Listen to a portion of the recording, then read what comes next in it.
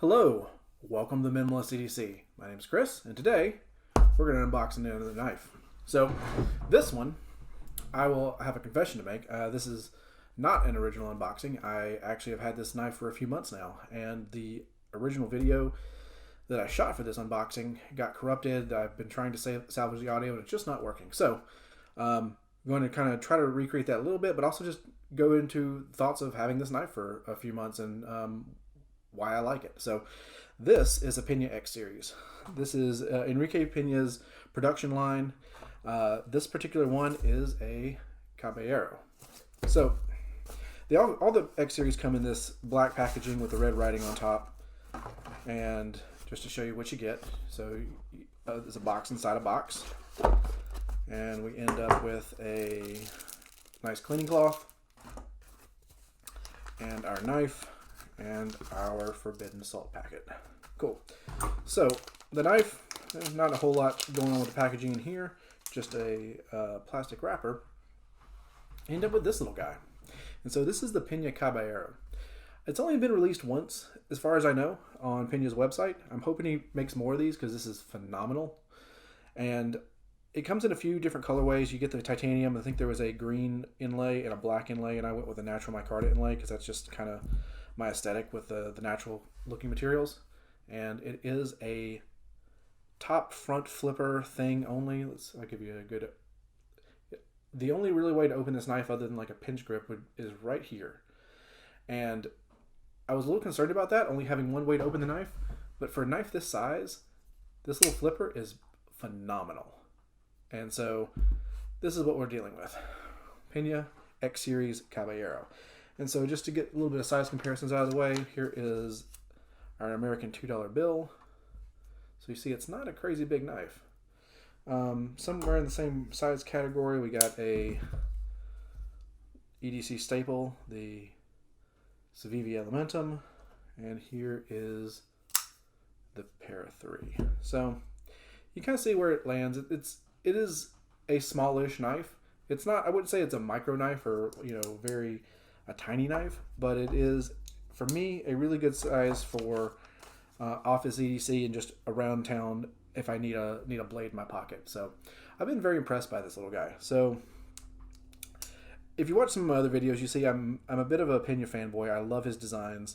I've owned quite a few of his knives over the course of time, and this honestly reminds me of a mini Mula. So the Mula is a very similar design, and you know what? Let me go grab one real quick and I'll be right back. All right, ran and fetched another knife. All right, so this is the Mula, and you kind of see from a aesthetic standpoint, we are in the same wheelhouse. Titanium, micarta, flipper mechanism. The Mula is a bit bigger and does have the thumb stud option, but they both have this little corner flipper that Pena does very well. And so what you end up with is a little knife like this, front flips, and a larger size knife. So if you're in the market for a full size knife, the Mula is great. I highly recommend it. I love this guy.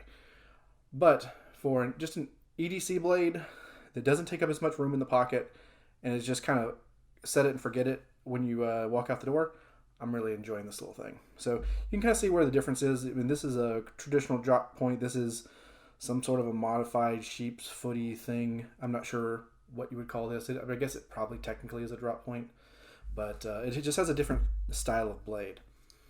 And so if you're into this and you would like something a little bit smaller, Caballero is where I'd go. So talking about it against other knives, another knife that spends a lot of time in my pocket, or historically has, is this. This is the Evo Typhoon, mini Evo Typhoon from Sharp by Design.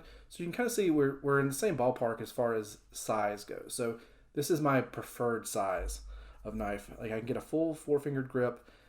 It fits good in the hand, and the tolerances of this thing are extremely well done. And so as far as opening goes, this is probably the easiest and most natural, but there is like the finger flick where you can get your index finger on the thing and send it over the top. I guess you could probably do the over the top flick. I've never been good at that, and it's uncomfortable for me, but normally I get out of the pocket, good to go.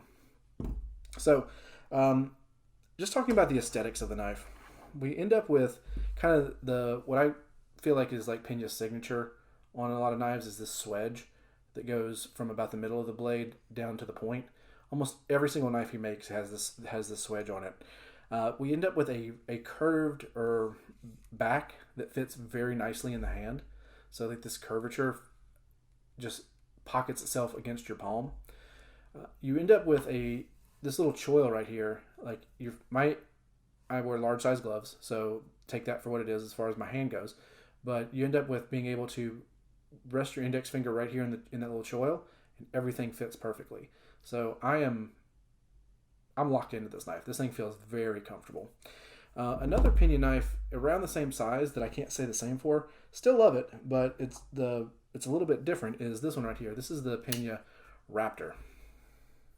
So you see that much more aggressive blade shape, but you're still ending up titanium, micarta, top front flippery thing. So we're in the same ballpark about what we're dealing with.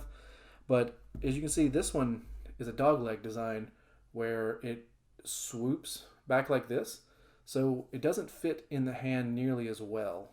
It's like this type of dogleg design, in my opinion, is mainly, I usually call it an apple carving knife where you do a reverse grip. Like this feels great, and then I can like cut into whatever I'm working with. But again, if you're into Pena's designs and like what's going on with like the Raptor, the Apache, the other things, but would like a more of an office carry type of drop pointy traditional thing, again, coming back to the Caballero, can't say enough good things. It is a titanium frame lock, so you'll see that the little cutout right here for the relief, the lock bar relief, we end up with a steel insert, micarta inlays on both sides, titanium milled pocket clip. You do have an attachment point for a lanyard if that's your thing, and it's not a obtrusive hole in the hole design, which I very much appreciate from an aesthetic point, where someone doesn't just drill a hole in my knife so that people can put rope through it. Other than that, like, I can't say enough good things about this. On my Instagram, like, I have quite a few pictures of this. Feel free to go check that out. It's just been my companion knife when I've been traveling, because it is a sub 3-inch blade, and it gets me where I need to go. Like I've traveled all over the country with this guy in my pocket, and I've never once had to like wonder about random knife laws. The only place I didn't take is when I went to Canada recently, because I did not want to cross a border with a blade in my bags. So that was the only time I did not have a knife on me. And yeah, that's about it. I don't have a whole lot of detailed thoughts on this. There's not a whole lot to go over. It's a pretty plain Jane knife. You get titanium, micarta, M390. This is the magic formula that makes so many knives work these days. Premium steels, titanium, and premium materials for inlays. I've taken it apart and disassembled it. It's easy to do. I'll probably release a video on that here soon so that everyone can see how to take this guy apart, but it's fairly easy. My recommendation is follow Enrique Pena on Instagram. When he does releases and drops, he will post there, and it's just a good way to get ahead of the game if you were looking for something like this. Otherwise, you're probably looking at finding it on the secondary, because there's only been one drop to my knowledge. So thanks everyone for tuning in and giving me some of your time. I appreciate a like and subscribe if you can. Thank you, and have a great day.